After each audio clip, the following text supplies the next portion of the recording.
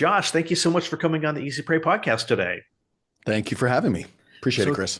I'm looking forward to this. Can you give myself and the audience a little bit of background about who you are and what you do?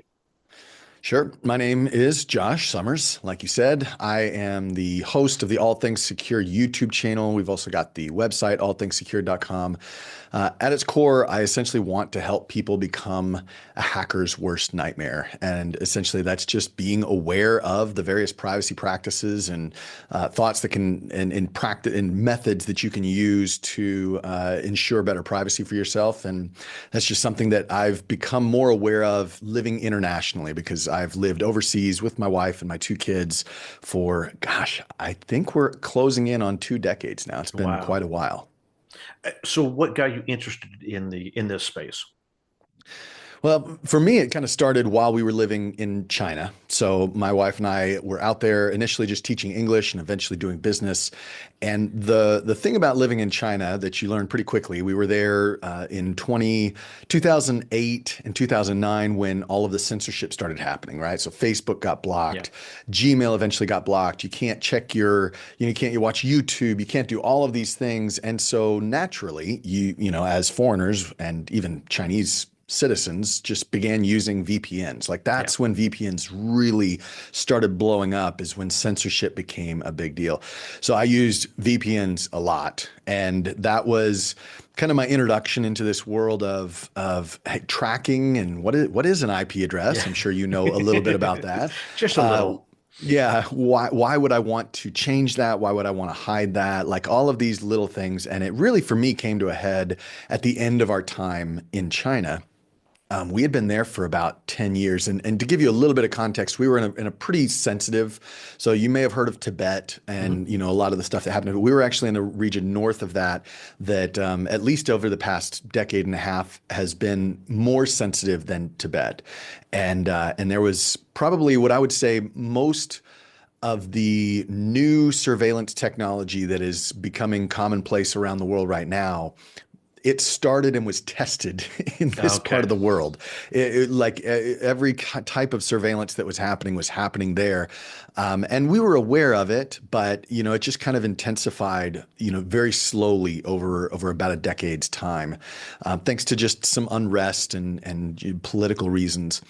But for us, I was running around. I did a lot of stuff with Lonely Planet, travel Okay. related stuff online. And that was kind of where I was getting, doing a little bit of business there was with the travel side stuff. But that also meant I was running around this very sensitive region with a camera Ah. and talking to people and gathering information, things that, if you're a Lonely Planet author or if you're writing your own travel guide, it makes sense, right? Yeah. This is what you need to do.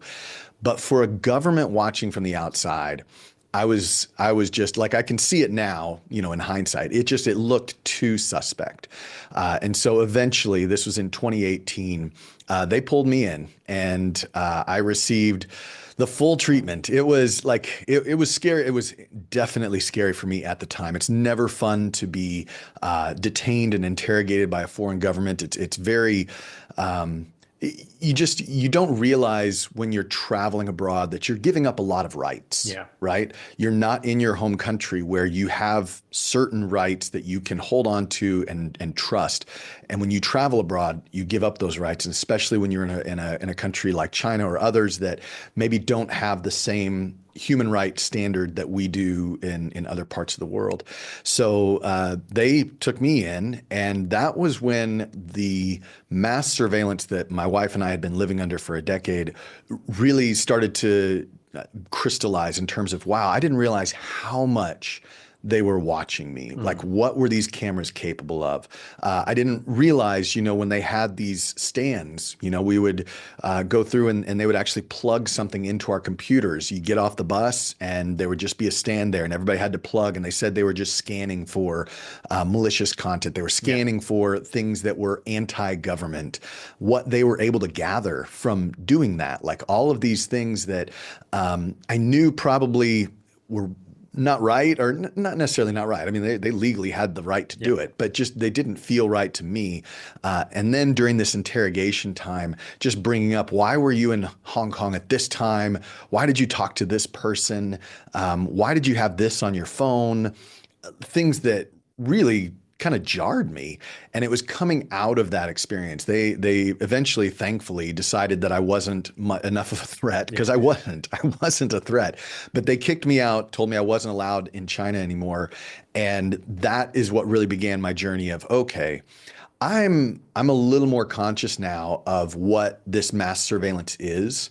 And even though I don't think it's possible to completely go anonymous or Yeah. completely go, yeah, just invisible, I do want to consciously start making steps to, yeah, to take better care of my privacy. And that's where it started for me.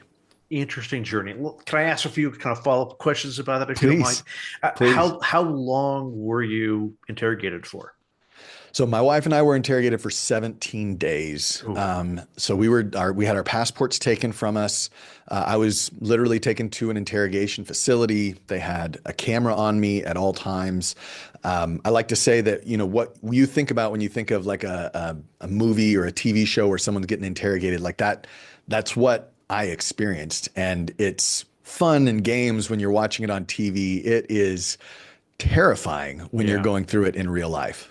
And I assume you had no access to the U.S. Embassy during that time? No, and that's something I kind of learned through the whole process is, there are things that you're supposed to legally be able to do, and Yeah. then there are ways around that. So for example, I'm pretty sure that according to international treaties or whatnot, I'm not an expert in this, but you're allowed to ask for a translator, or you are allowed to ask to call your State Department, Yeah. right? Something along those lines. And I did that. And the response that I was met with was, well, we can get a translator for you, but if we have to do that, then we're going to do this to make your life even harder. Yeah. So it's like, it's a choice. We'll do that for you, but then we're going to put you in this solitary cell instead of, give you, nice food and do all this stuff. It's like, well, gosh, I don't want to be there. So okay, I'm not going to call a translator. They know my Chinese was good enough to go Hmm. through this. Same thing with the State Department, like all of these things where they kind of use leverage to get what they want. And I think through that whole thing, what I learned, and this is probably not even truly relevant to all of your listeners, Chris, but what I learned was no matter how much you read in books, no matter how much you've watched movies and TVs, when you get in a situation like that, the people who are doing the interrogating are the experts, Yeah. and you are not. And like I'm not a trained spy or anything like that. And so I was severely outmatched for every, psychological trick that they were using on me that I can see with a better clarity coming on the other side of it. Yeah. But at the time, it just felt like they were totally owning everything about me. So was the concern that they had that you were a spy and that Lonely Planet was basically a cover for that? Correct. Yeah. So the idea was this region of China is known for a lot of, I guess, conflict between Hmm. the indigenous peoples and then China, who says Yeah. they've always been there, kind of a similar to Taiwan type of thing in Tibet. And so they were concerned that I was some kind of government agent that was passing along messages between that people group Hmm. and whatever government, whether it was the US or some other government. And so yeah, that's what they were concerned about more than anything else. And so even though that they had access to your phone and your laptop from the kiosks and it was all Lonely Planet content, that wasn't enough.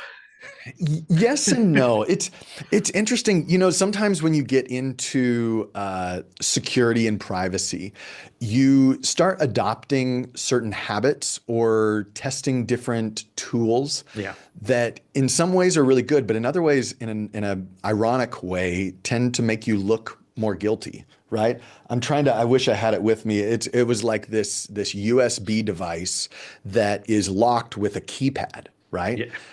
And I love that thing. It It's fun. it looks suspicious. It looks suspicious. So they found this on me and they were like, "Oh, we knew you were a spy, and now we know for sure because you've got this device. Unlock it for us. And if do the nuke code, because you can do a code that Yep. just erases it. They're like, if you nuke it, we'll know about it, and we'll just put you straight in jail. So it was those type of things where I had thought I was being really cute and fun and trying to, protect certain parts of my Yeah. my privacy. I think that device had my what I call my death file on it. So if I die, honey, Hmm. here's all of my bank, all the stuff that has to do with our finances and insurance and all that stuff. It's on this one device, and I just want to protect it. But by doing so, it just made me look like I was hiding something from the Yeah. government that I wasn't. That's awful. Like I can see how that experience and your interest in privacy, like up to and during that, can really shape your perspective. I think it's Yeah. it's one thing like if you're in the US, the chance of that happening is really low. And that Mhm. there's more of the context of I want a lawyer and Exactly. okay, we're going to get you one. Hmm. Whereas in you're in a foreign country, it's well the rules of the game are just fundamentally different. Correct. So how has that kind of like changed your view about having reasonable privacy in your life, Yeah. or I mean, practical maybe is maybe a more yeah, I love appropriate that word. idea of practical privacy because, I get a lot of times with what I do, very similar, I think, to you, Chris, and what I do in sharing just these tips and ideas for building better privacy, being consistent with that over time. The pushback that I get is usually one of two things. Either I don't have anything to hide, right? Or it's all out there anyway. We're Yeah, screwed. You can't do anything about it, right?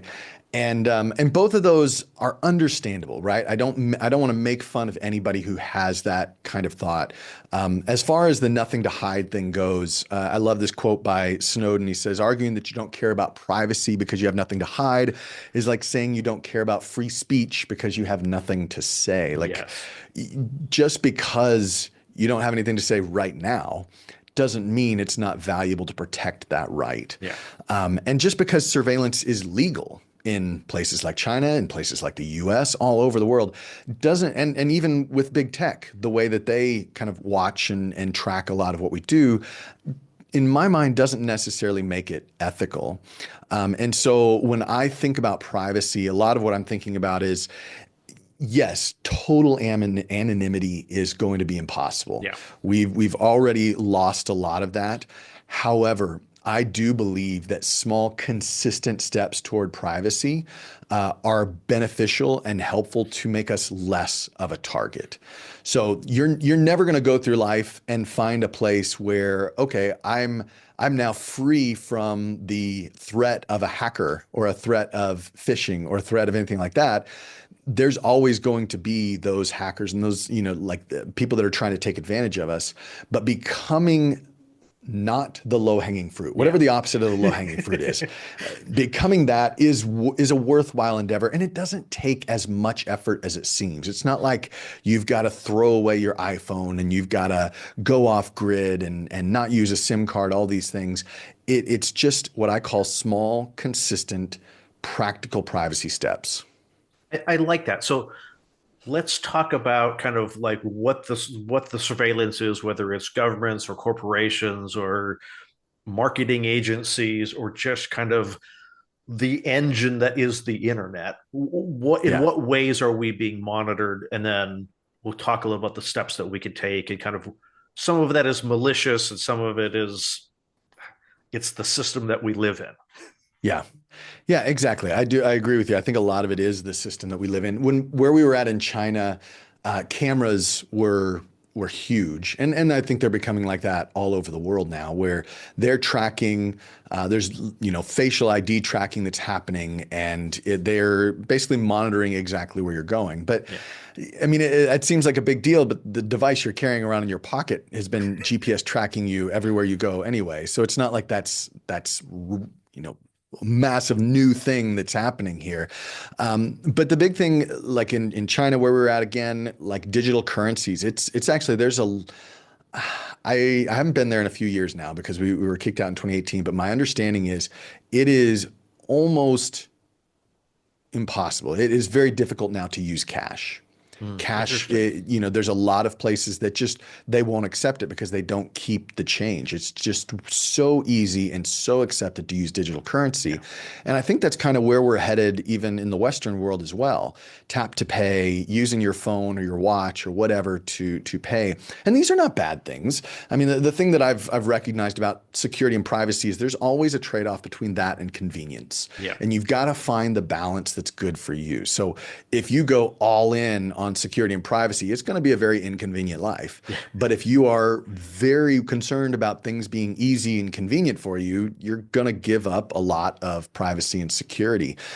So a lot of that, the tracking came from what was happening digitally. Online, whether that was the payments that we were making, the using, phones and everything that I was doing, on my digital devices, the websites that I was visiting. I was fully aware that I was being tracked by the government while I was there. Just like hopefully people should be aware that when you're searching for something on Google, that Google is tracking exactly what you're searching for, Yep. especially if you're logged into your Google account.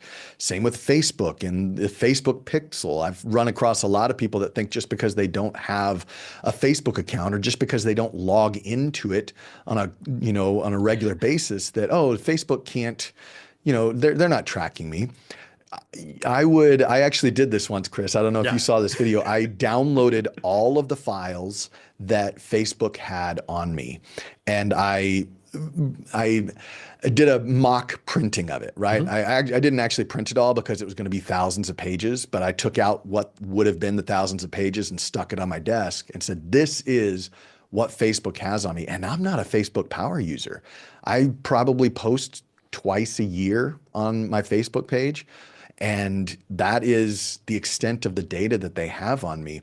And a lot of that just comes from tracking what we're doing online. So there's just a lot of that stuff that I think if we're aware of it, there are easy ways to kind of sidestep it. But most of us are just, we kind of go through life unaware of the fact that there is a lot of mass surveillance that's happening. It's not all malicious. Yeah. It's not all going to like end up destroying us, but it does add up over time. And it's interesting. I think even I've seen kind of like this come out in a number of cases on the Apple App Store that someone produces a developer. Here's an analytics developer kit. Hey, Yeah. why did and a developer wants to know how my app's being used, when, where. That's the information that the developer is seeing. But what the Yeah. developer doesn't see is that it's also fingerprinting the devices and using it for advertising targeting. The Yeah. developer just has a free analytics package, and they're like, "Hey, this is really cool. I got what I needed," not Yeah. knowing that it's I don't want to say it's sideload. It's not malicious, but there's other stuff going on that they weren't abundantly apparent of. Yeah. Well, and we're moving away from, Google's made a big deal about, hey, we're not going to be tracking with cookies now. Eh. Well, I mean, this whole idea of fingerprinting, there are just so many different aspects of what we do online, whether it's Yeah. the resolution of our screen, the browser that we use, like a lot of these data points that by themselves don't mean much. But when you combine 50 to 100 of these data points together, they actually do fingerprint, Yep. like to a pretty accurate degree, who you are. And again, there are ways to avoid that. But if you're just going through life regularly using Chrome and staying logged into all of your services and everything, it is surprisingly easy to track what you're doing Yeah. with or without cookies, with or without a lot of these things that we think we're the main culprits. And so now that we're abundantly freaked out about, and again, and I like, at least from my perspective, I think very little of this is malicious. Sure. Yeah. It's a monetization game. Hey, everybody runs a business and they want their ads to be more effective. And the points in my life when I ran ads and I worked for companies that run ads, we want the ads to be effective. We want to go get it to the target audience. We don't want to waste money trying to sell life insurance to someone who's 95 years old. They're not going to buy it. Yeah. Uh, you know, and so I always have this little wrestling match within me because I've seen both sides of the argument. Is okay, well, we can make all of our products and services more expensive because the advertising of those products and services now costs way more, and just the middleman is making more money now. Yeah. So you have a comment, and then we'll move on to what to do after that. Well, no, I was just going to say, I mean, like, I, there are different paths you can take here. Again, you could go totally Yeah, nuclear and say, I'm going to delete my Facebook account. I'm going to, stop using Google, anything, YouTube, Gmail, all that stuff. But I don't think that that's absolutely yeah, necessary. If you don't want to. Like, I think there are ways to build a privacy moat around your digital life while still staying in contact with your friends and family via Facebook and Gmail and all these other things. But that really is a choice that every individual has to make. I yeah. don't think everybody has to do that. I think some people really do want to go nuclear. And I definitely don't think everyone needs to go nuclear on their digital life either. Yeah. If you want to, for the listeners, if you want to know what going nuclear in your digital life is, listen to the episode with John McAfee. Oh gosh, I can And imagine. the thing that surprised him the most, and we ended up naming the episode after it, was the cost of having privacy was that he had to lie to his friends and family Hmm. all the time Yeah, because he was on the run from the government and didn't want anyone to know where he was, and knew that, well, if I told family that I was here, they might inadvertently let it slip to someone else, and then that gets back to the yeah, government. And so yep, his world got a lot smaller of the people that he could trust, yeah, and friends and family were not part of that. They were on the outside of that circle. So it's yeah. and I don't think I'm not advocating that anyone goes that extreme, and I don't think that's a benefit to most people. I agree. So of the practical privacy, what are the steps that we can take? I think there's a lot of different steps that we can take. I mean, first of all, I think that being careful about how you share data is important. Like Chris, even you and I talking, and this isn't because I don't trust you or anything like that, but I've shared with you that I'm in Thailand. Yep. But that's about the extent of it. And it's not, again, because I don't trust you or I don't trust anybody who's listening to this. It's just that's kind of my level of comfort.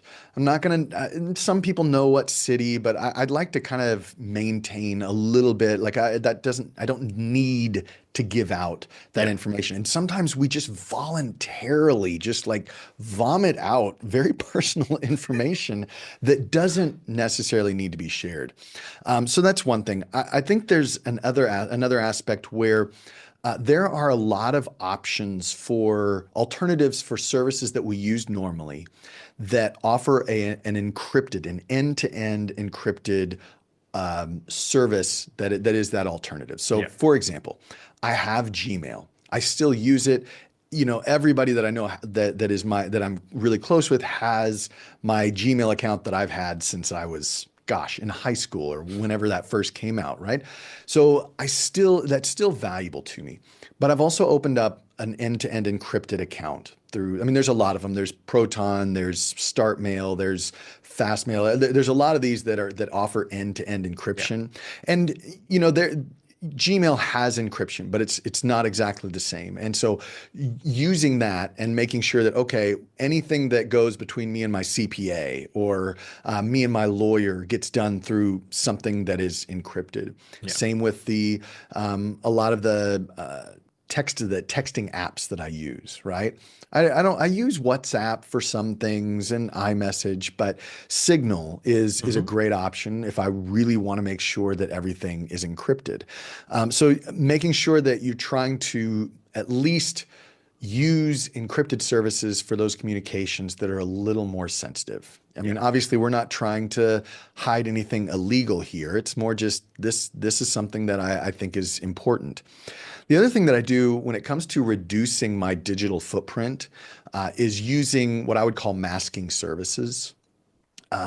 Where possible, and this isn't always, but where possible, I want to mask a few things. First of all, I want to mask my phone number. Hmm. Whenever this phone rings, this is the one that I carry with me. Whenever that phone rings, the only people who can ring that phone are my wife, my mom, and I like a couple other family members. That's it. Everybody else gets routed through a virtual number. And Hmm. that virtual number I have a lot more control over. So it doesn't necessarily ring my device. It allows me to make sure that, okay, I don't want you to have my exact phone number. That same goes with my address. I have a virtual address for my business, and it makes it easier living overseas, Yeah. having a virtual address in the US where mail gets sent, it gets scanned, and then I can check that mail anywhere, anytime. I can have mail forwarded from there to anywhere else that I want internationally. And that way, when I give out my address, I'm not giving out, my home address Yeah. or my parents' address or anything like that. I'm masking that information. I can do the same with credit cards. You can use virtual credit cards to make purchases. So I have a house that I rent in the US, and I had a guy that we need, this city came, and they were like, hey, they sent me a notice. They were like, your trees are too big, right? Whatever. And I was, okay, fine. We got to get somebody to go out and cut down these trees. So I hired a service, and they sent me something back. They were like, hey, we need your credit card for payment. And this just over email. I was like, Yeah. I'm not really comfortable sending my credit card over email. They're like, well, we don't accept check, and you're not Yeah. here to give us cash. So I created a virtual credit card number that had a one-time use limit. Yeah. So the cost of the service was like $700. I put $700 on this credit card. So they can keep that credit card number. They can publish that credit card number if they want to. It doesn't matter to me because it is a one-time use. The moment they ran that card, if they ran it for more than $700, it wouldn't have gone through. And once they ran it for $700, that credit card number was now useless. Gotcha. And so doing that kind of stuff where I'm masking the data that I'm giving out and being careful who I give it to, I think it's something that you can gradually do over time. Even something as simple as you're like, oh man, my phone number already is in the hands of a million people. Well, great.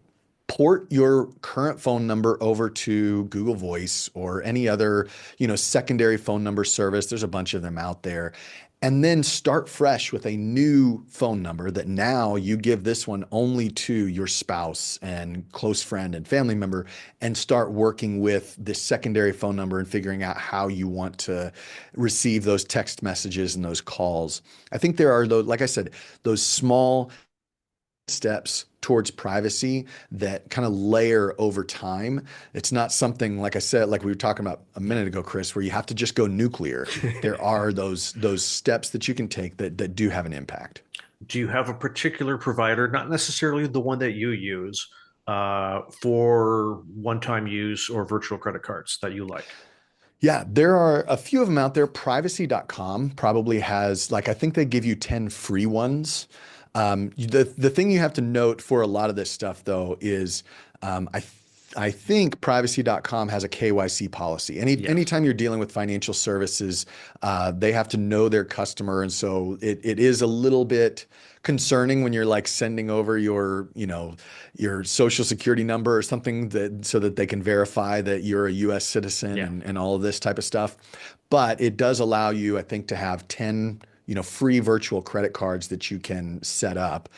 They can be one-time use. You can also set it up to where it's, a max use per month. So Hmm. let's say I have one set up for my streaming services where it's like max $50 a month. And so I've had times where Disney Plus raises their rates, and suddenly they're sending me an email that says, hey, we tried to charge your credit card for more and it won't go through. It's like, well, yeah, You you raised your guys rate. raised your rates. And I'm not really happy about that. So I have a choice. I either raise that credit limit for the month or I change my service or however I want to do that. So privacy.com is one. Iron Vest is another service that offers these virtual credit cards. There's a couple others. There's one that I'm testing that's in beta, so that's not worth mentioning. Hmm. But these type of services that, they offer different types of services. So either a debit card type of service Yeah. or a credit card, but in both ways, you can either prepay or have it connected directly to your bank account.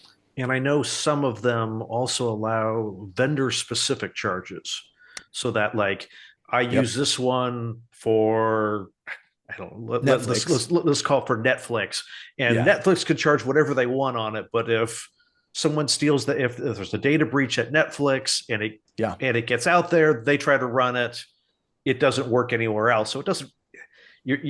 But it also means that if there was a data breach, you don't have to cancel that virtual card because it can only Yeah. be used at Netflix. Yeah. I actually had one time where I said it on a YouTube video. I was like, here is my credit card for Netflix. You're welcome to try to use it. It's not going to do you any good because this is only my credit. Now, imagine if I did that with my actual credit card. Oh yeah. That would be terrible, right? Before you even finished uploading the video, it would be used. Exactly. Exactly. And it just baffles me that we still have that problem in our current system. Like it shouldn't be like that.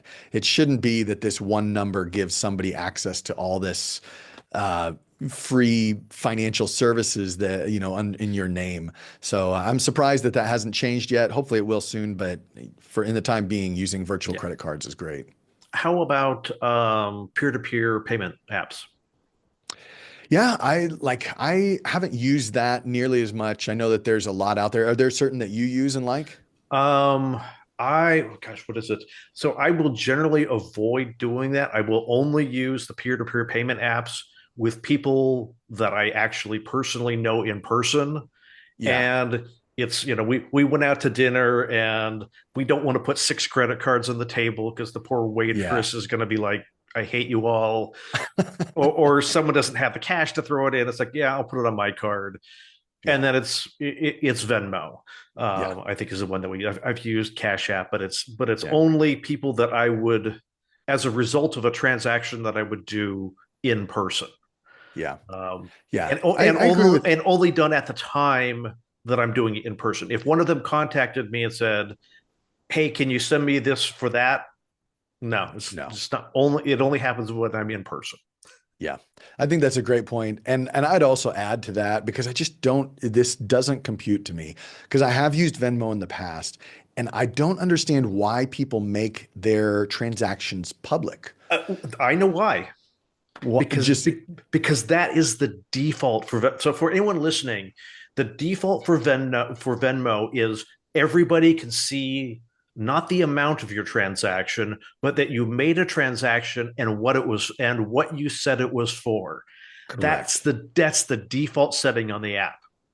And it's like you do not need that. Like that is Why if you is that? use Venmo, go and turn that off. Make sure that your transactions are private because I just don't think that that's necessary and it's ridiculous. It's I yeah, because anyone looks at any of your friends and they have it turned on, they know exactly when they sent money to people, and depending on how they like to document stuff, potentially exactly what it was for. And that's just Yeah. a social engineering. It's gotten a few Data politicians point. in Yeah. trouble. It's very true. Someone found out their Venmo account and was able to see, like, oh, they're making these unusual, $500 payments to this woman Yeah. Yeah, on a very exactly. regular basis. I wonder what that's for. Yeah. Yeah.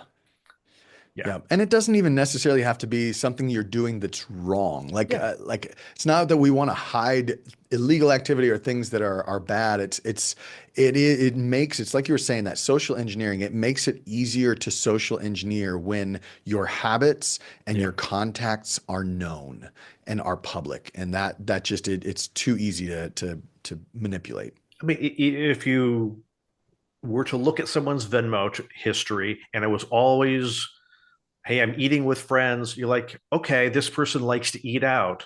I Yeah. could send them a phishing email for, hey, we're running this, dine out in your local neighborhood. We Mm, want to run this. We want yeah. to have you be a mystery. Hey, we're opening this brand new restaurant. We want to have you show up Yeah. and be one of our, whatever they call it, soft opening guests, and we'll give you $100 dinner for free.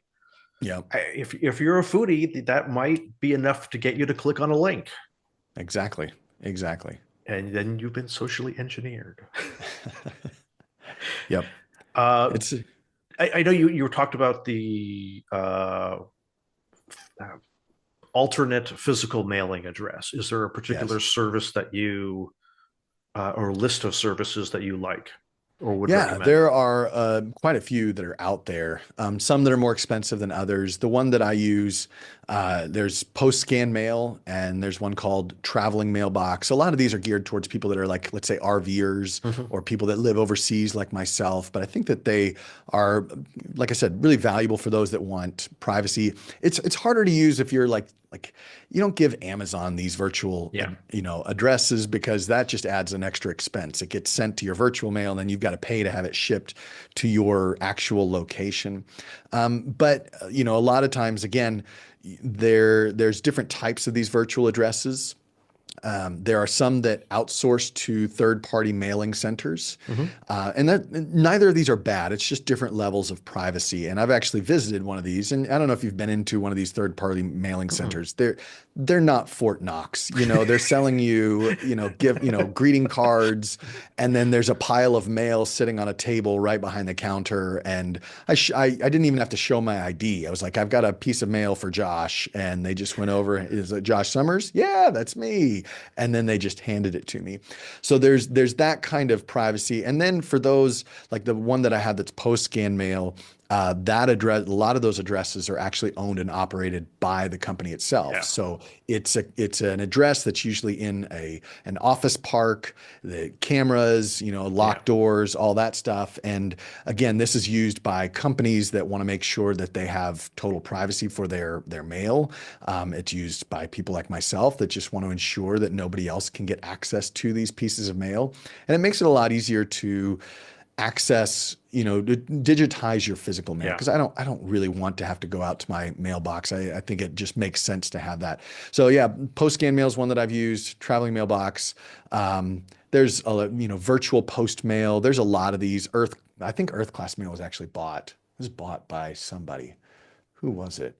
I think it was like legal something. Anyway, there's a lot of those out there, and you just Yeah. choose an address that's in the city that you want it to have it in, and then you choose your plan of how many scans, like how much mail do you expect to receive, and that's basically I think I pay somewhere around $15 a month for that.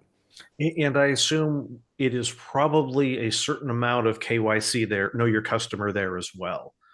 That you I probably can't open it up without providing so at least yeah, some form of identity. there is and there isn't. I think the only thing that's required in the US is a Form 1583, which is what the USPS requires in order to deliver mail to a location for a particular person. And so that requires me to, what is it called? Notarize Yeah. the Form 1583. But I don't like that, and then you've got to show some kind of ID when you're doing something that's notarized. But I don't actually give my ID to the company. So I don't give it to Post Scan Mail or Traveling Mailbox. They're just scanning the mail and opening it for me. And they have a document on file saying, yes, this information was shown. Correct. Yeah, we have the legal right to open this mail on this person's behalf. I if I'm not mistaken, that I think that law, or I think that paperwork is actually in the process of being changed out this year. Oh, really? And I think they're moving it to two forms of ID now. Interesting. Okay. Just one, you'll find out in your next renewal. Yeah, I will. I think I saw a document somewhere where there was asking me for that for my PO box was asking Okay. saying, hey, you're going to need a second. I think you Yeah. provide two forms of ID now, but So with your PO box, I know that some post offices do that, but do they actually scan anything that comes to the PO box, or is this one of those where you have to go in and pick it up only? yeah, I don't use an actual PO box at the post office. I just always call it Okay. my PO box because Yeah. it's a UPS store. I don't care. It's Gotcha. easy enough to Yeah. figure out. Yeah, they won't scan anything there, and it's Okay. within reasonable traveling distance of where I live. I won't say how Yes. close though. Yes.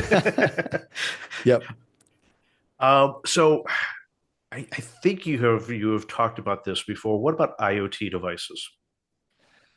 IoT devices are interesting. I have to be really careful. I'm actually testing for the first time ever, right over here, if you're watching on video, like a camera system in my office here. I wouldn't ever put a camera system in my home, Hmm. but I have a lot of expensive equipment in my office, and so I'm testing it out.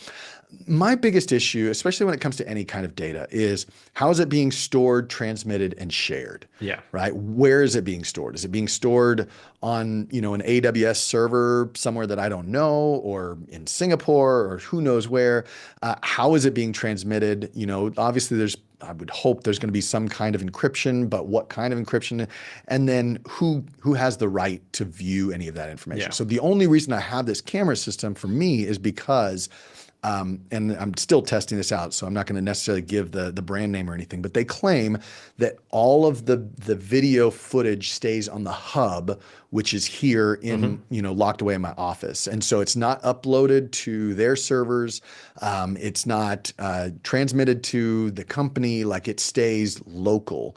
And so that to me is something that I'm more interested in, and that's true of any IoT device. I Yeah. want to make sure is the data that is being collected by that device, where is that going? And a lot of times that's not easy to find out. Yeah. You think, oh, it's just why would my refrigerator upload any information? Well, it does. It uploads a lot of information.